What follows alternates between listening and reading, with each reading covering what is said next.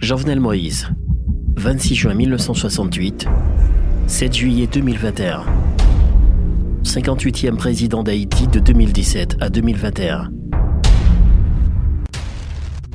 C'est dans sa résidence privée à Pèlerin 5 que Jovenel Moïse a été abattu par des hommes armés de la nuit du 6 au 7 juillet 2021.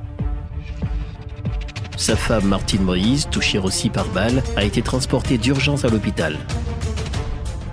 Mais contrairement à la première dame, le président Moïse n'aurait jamais pu échapper à cette attaque brutale. Avec 12 projectiles logés dans son corps frêle, dont plusieurs ont touché sa tête, il devient le 5e président dans l'histoire d'Haïti, assassiné au pouvoir.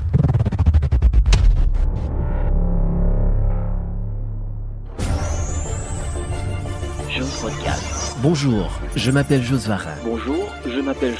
Chaque semaine sur cette plateforme, je vous présente un podcast sur un sujet d'actualité. Interviews, mini-documentaires audio, reportages et analyses.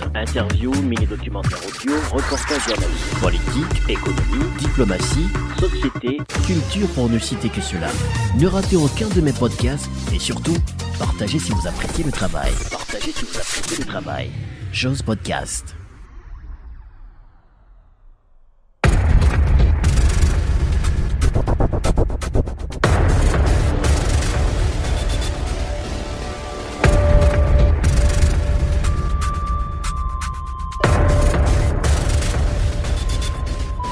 Le 6 juin 2021, quelques heures avant le drame, l'émotion et la joie comblent des milliers de fans du football qui jubilent une double victoire.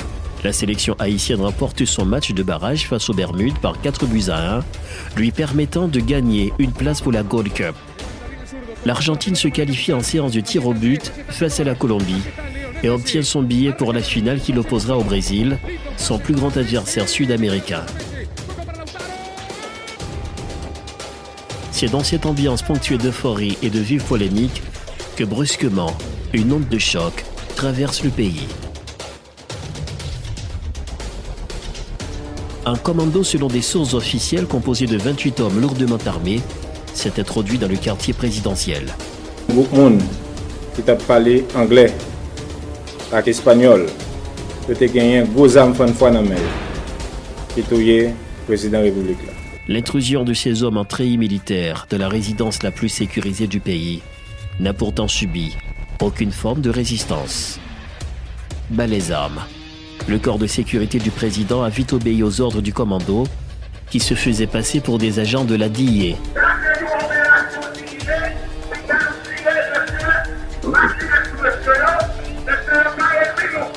Jovenel est lâchement assassiné et sa femme touchée 3 fois par des projectiles. Voilà le premier récit de l'assassinat du président Jovenel Moïse que les médias racontent au matin du 7 juillet. Dans un communiqué publié par le bureau du Premier ministre démissionnaire, le docteur Claude Joseph, il est rapporté avec précision les informations qui suivent. Vers 1h du matin, dans la nuit du mardi 6 au mercredi 7 juillet 2021, un groupe d'individus non identifiés, dont certains parlaient en espagnol, ont attaqué la résidence privée du président de la République et ainsi blessé mortellement le chef de l'État. Blessée par balle, la première dame prend les soins que nécessite son cas. Ces événements se déroulent dans la nuit du 6 au matin du 7 juillet et sont communiqués officiellement peu après que les assaillants ont exécuté sauvagement le président de la République. Les mercenaires ont eu le temps de savourer leur crime avant de se retirer tranquillement, laissant derrière eux ceux qui restent de leurs victimes, méconnaissables et défigurés sous la rage des plombs enfoncés dans son corps, déjà mutilé à coups de machette. Jovenel aurait été torturé par ses bourreaux avant son exécution. Son cadavre autopsié dévoile d'autres formes de violence qu'il aurait subies des mains de ses agresseurs. Cette funeste scène se déroulait sous les yeux de sa femme, Martine Moïse, qui elle aussi recevait 3 projectiles. Mais que se passait-il exactement de la nuit du mardi 6 au mercredi 7 juillet 2021 ? L'histoire que raconte le gouvernement autour de cet assassinat paraît pourtant farfelue, car même les plus modestes gens se questionnent sur la facilité avec laquelle cet irrémissible crime a pu être commis. À quelle heure exacte les mercenaires ont-ils attaqué la résidence de la famille présidentielle ? Jovenel Moïse serait assassiné à 1h du matin selon des sources officielles, alors qu'une caméra de surveillance avait montré le déploiement d'un commando à 2h44 du matin. Qui aurait intérêt à manipuler cette image pour brouiller ce magnicide? La résidence du président de la République est hautement surveillée par 3 corps d'élite de la PNH. L'unité de sécurité présidentielle qui s'occupe de l'intérieur de la maison, l'unité de sécurité générale du Palais national qui surveille les périmètres extérieurs et le 4 Team en renfort aux 2 premiers corps. Plus de 20 hommes protégeaient le président et sa famille. Comment des mercenaires, malgré ce mastodonte dispositif de sécurité, ont-ils fait irruption dans ce quartier présidentiel pour tuer le premier homme de la République et ensuite blesser sa femme? Les hommes qui étaient censés protéger le président de la République et sa famille ont baissé leur garde pour laisser le champ libre aux mercenaires sous prétexte qu'ils appartiennent à la DEA. Dans une vidéo amateur transférée de nombreuses fois sur WhatsApp, on y voit une flotte de voitures arriver dans les parages de la résidence. La DEA, Drug Enforcement Administration, est une agence de lutte contre le trafic et la consommation de la drogue. Elle a déjà opéré en Haïti à plusieurs reprises contre des dealers de drogue, de concert avec la BLTS, Brigade de lutte contre le trafic de stupéfiants. L'un des personnages les plus connus ayant été arrêté par la DEA sur le territoire haïtien est le sénateur Guy Philippe, actuellement enfermé dans une prison fédérale dans l'État de Floride. Pourquoi la DEA mènerait-elle une opération dans la maison du chef de l'État? Le président aurait-il quelque chose à voir avec la drogue? Pourquoi aucune autorité n'était au courant de ce déploiement militaire? Pas même le président de la République à ce qu'il paraît. L'ambassade des États-Unis en Haïti, dans une première note publiée peu après cet assassinat, a nié toute imputation des autorités américaines dans cette affaire. Quelques jours plus tard, c'est le géant des médias américains CNN qui va révéler que des agents de la DEA et du FBI avaient participé dans le plan d'assassinat de Jovenel Moïse. La DEA le confirme en réponse à l'article publié par CNN. Toutefois, elle reconnaît que le suspect collaborait tout simplement comme informateur. Mais quant à son implication, elle dit n'avoir jamais dépêché les agents sur le terrain pour commettre cet acte. Jovenel Moïse est assassiné à l'intérieur de sa chambre, à même le sol, juste devant son lit conjugal. Des marques de torture ont été gravement constatées sur son cadavre lors de son autopsie. Des informations ont laissé croire qu'avant le meurtre, les agresseurs ont demandé au président de signer plusieurs documents, parmi lesquels sa lettre de démission et accepter qu'il soit remis à la justice, ce qu'aurait refusé Jovenel Moïse, et c'est à ce moment que les mercenaires ont commencé à appliquer des méthodes de brutalité contre lui. Jean-Bertrand Aristide, en 2004, contraint de signer sa démission, avait lui aussi reçu des menaces de mort. Ayant signé sa démission, il fut embarqué dans un avion pour être exilé vers un pays étranger. Un an plus tard, le leader charismatique a révélé qu'il était enlevé par des étrangers au Palais national. Monsieur Régis Debré, il était accompagné de Madame Véronique de Villepin. C'était ces 2 personnalités françaises qui étaient venues au Palais national pour me le demander. Donc c'est connu. Les menaces n'étaient pas dissimulées, c'était clair et direct. Comme nous sommes un bon haïtien, respectueux, mais exigeant notre respect, nous leur avions répondu avec beaucoup de respect et de dignité. Les États-Unis et la France ont rejeté d'un revers de la main les déclarations de Jean-Bertrand Aristide. Je suis vivant, mais ce n'était pas leur objectif. Car tout ce qui s'est passé n'a fait que prouver que le pire aurait pu arriver. Si on rétablit la scène du crime pour comprendre ce qui s'est passé réellement de la nuit du 6 au 7 juillet 2021, les faits tels qu'ils sont rapportés dans les médias peuvent plonger même les esprits les plus intelligents dans une profonde perplexité. Pour tenter d'élucider l'événement, quelques questions pertinentes devraient être posées, notamment sur la passivité des agents de sécurité en service cette nuit-là. S'ils n'avaient reçu aucun ordre de leur supérieur, comment ont-ils laissé pénétrer un groupe paramilitaire sans s'y opposer? Président VIP, les corps d'agents de la police nationale cap bal sécurité. Le protocole de sécurité du logement du chef de l'État a-t-il été modifié ce soir-là?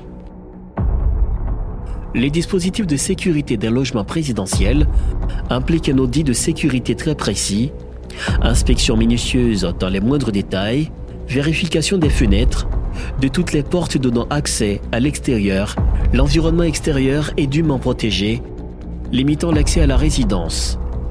Les visites sont planifiées et annoncées préalablement au chef de sécurité présidentielle. Après considération faite de tous ces paramètres, on se demande si le président n'a pas été dupé par ses proches. Comment tout protocole de sécurité a pu être violé en moins d'une heure? S'il s'agissait vraiment d'un assaut, les premières enquêtes ne devraient-elles pas investir la piste de sécurité du président? Ce coup ne peut pas être porté contre le président de la République sans la complicité de ses agents de sécurité. 21 hommes sécurisaient la maison du président au soir de son assassinat. Mais aucun d'entre eux n'a été blessé par balle. Aucun d'entre eux n'a riposté face aux mercenaires. Tous auraient été ligotés pendant que le président et sa famille se retrouvent seuls face aux commandos. Qui a tué le président de la République? Lorsqu'une équipe de tueurs à gages est embauchée pour accomplir une mission, surtout si cette opération est dirigée sur un autre territoire, la première chose dont elle doit s'assurer est le plan d'évacuation après avoir conclu sa part de marché. Or, ceux qui auraient assassiné le président occupaient encore la route de Kinskov au niveau de Pèlerin, pendant la journée qui succède la nuit du meurtre. Qui le président aurait appelé quand il s'est rendu compte qu'il était en danger?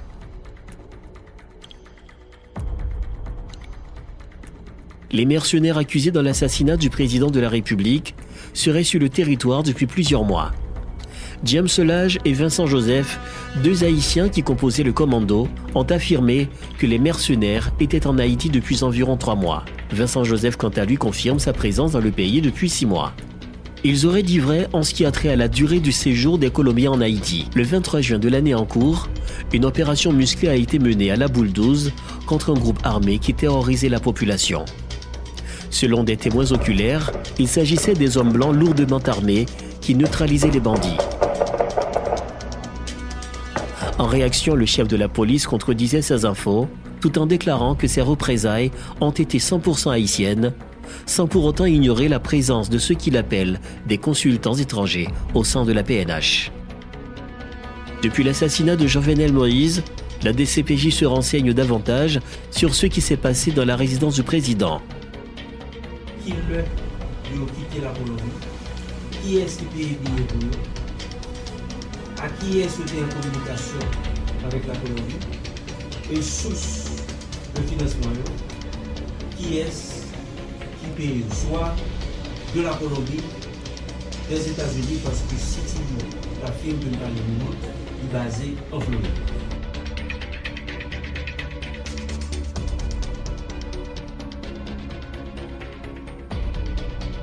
En parallèle, la Colombie, ainsi que les services de renseignements américains, sont sur le terrain pour faire lumière sur cette affaire.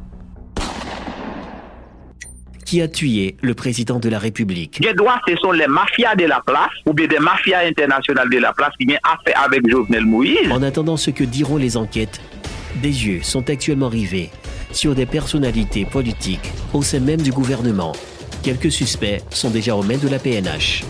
Une chose est certaine, Jovenel est mort, assassiné, avec les promesses dans sa tête. Moi dis, faut que pays a un courant 24/24 dans 16 mois. Faut qu'on téléphérique qui installe citadelle pour l'homme qui a besoin de citadelle ou qu'à monter dans cabine téléphérique pour monter citadelle. Il entre dans la terre avec le projet de son référendum et pire encore, il n'a pas eu le temps de résoudre son équation. Moi je comment mettre terre, rivière, soleil là, avec mon ensemble pour le peuple qui a manger dans cette